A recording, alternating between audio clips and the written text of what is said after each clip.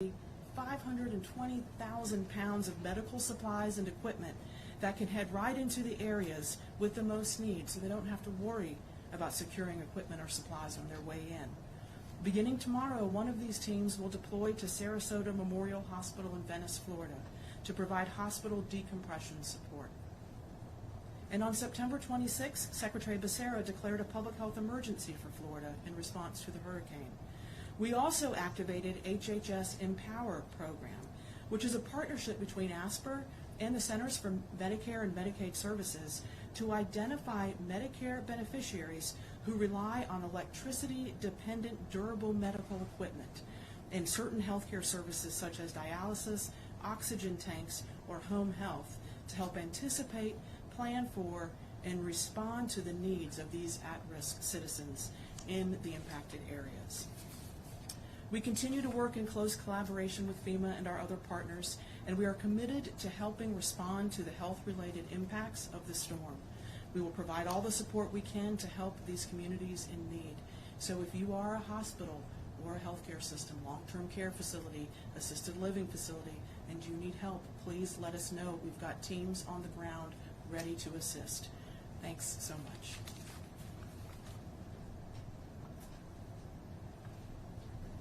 Major General, U.S. Army Corps of Engineers. Good afternoon. I'm Major General Butch Graham from the United States Army Corps of Engineers. The Army Corps is well postured to support FEMA both in Puerto Rico, Florida, and South Carolina. We are certainly standing ready to provide public works and engineering support and also to coordinate long-term infrastructure recovery. Simply put, we are leaning forward. USACE has more than 50 specially trained response teams supported by pre-awarded emergency contracts that allow us to perform that wide range of public works and engineering related support. In Florida right now we have 600 professionals, that's Corps of Engineers, civilians, our military, and our contracting partners moving generators forward to assist the state of Florida to provide emergency power.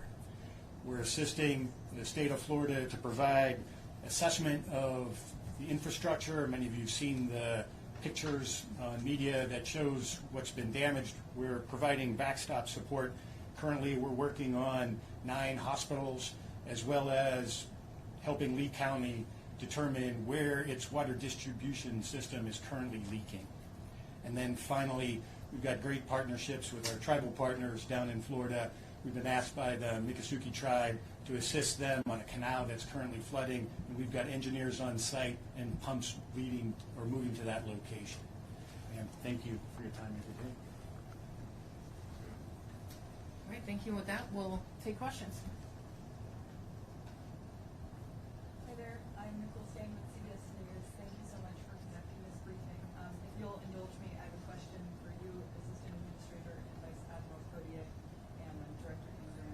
Assistant Administrator, state emergency officials have announced 21 deaths as of this morning. Are there any updates to that number or indications that fatalities will increase significantly in the coming days, as well as a sense of how many remain missing? And separately, can you speak to some of your bigger concerns moving forward, as well as efforts to counter any fraud, scammers who want to take advantage of hurricane survivors? Absolutely. To the first question, the state is the source of that information, so that is the latest information at this time.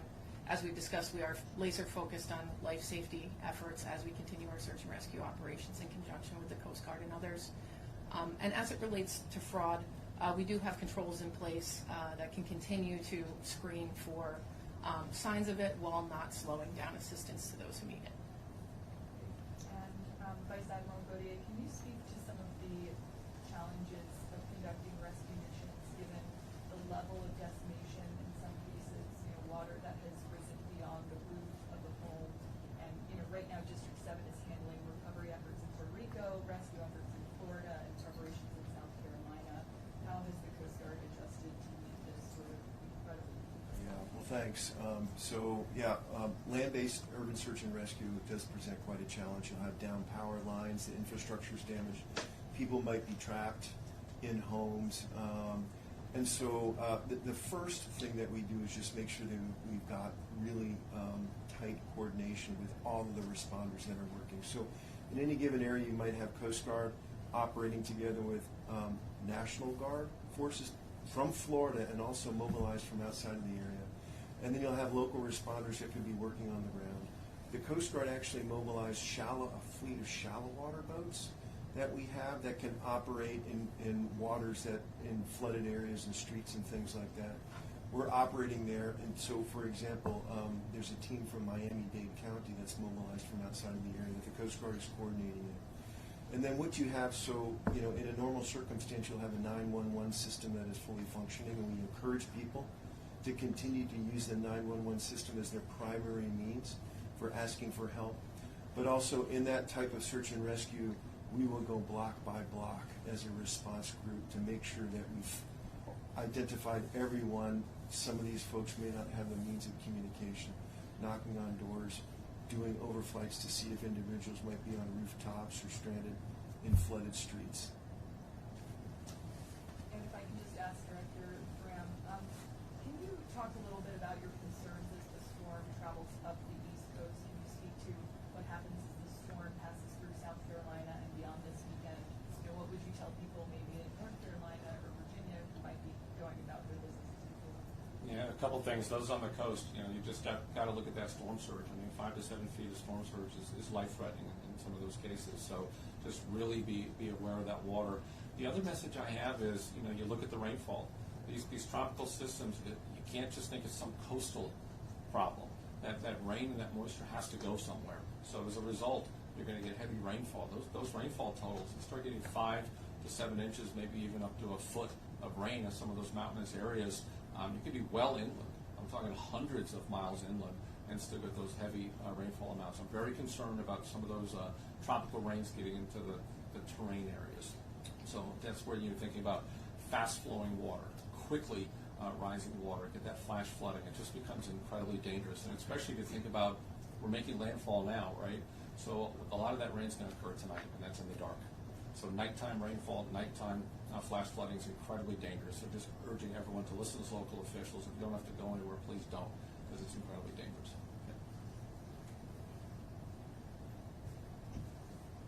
Anyone else? Questions? All right. Thank you guys for your time. Thank you. That'll conclude today's conference.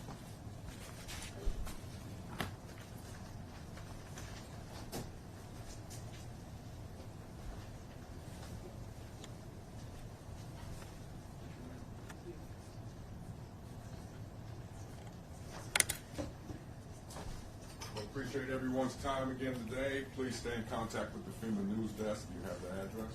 Thank All you, right. sir. Thank you, guys. Appreciate it. Thanks for calling. Have a good weekend.